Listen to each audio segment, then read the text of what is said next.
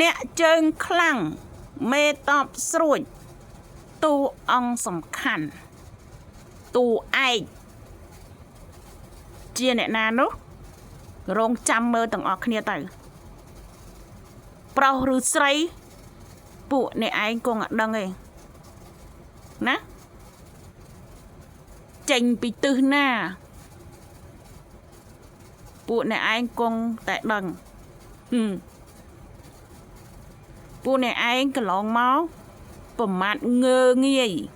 ណាប្រមាថមើលងាយដល់ទស្សបារមីច្រើនកន្លងមកប្រមាថមើលងាយដល់ព្រហ្មញ្ញសាសនាតែបន្តិចទៀតពួកអ្នកឯងគង់តែឃើញទេណាត្រូវដឹងថាមានអ្នកល្អមានអ្នកអាក្រក់មានអ្នកคล้ายคล้ายមានអ្នកពិត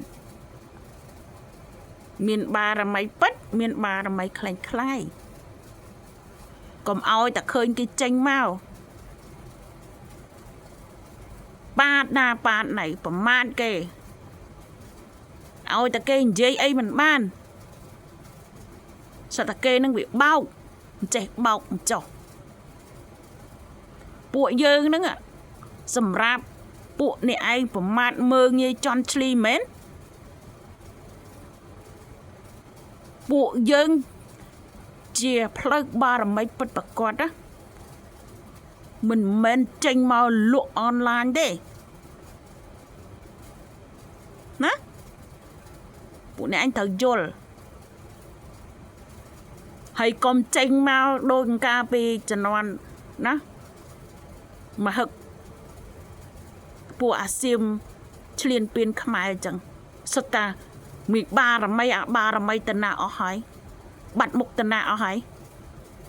ពួកឯងនិយាយចេញមកឆ្លើយដូចមិនមែនជាមនុស្សដូចសត្វដេរឆាន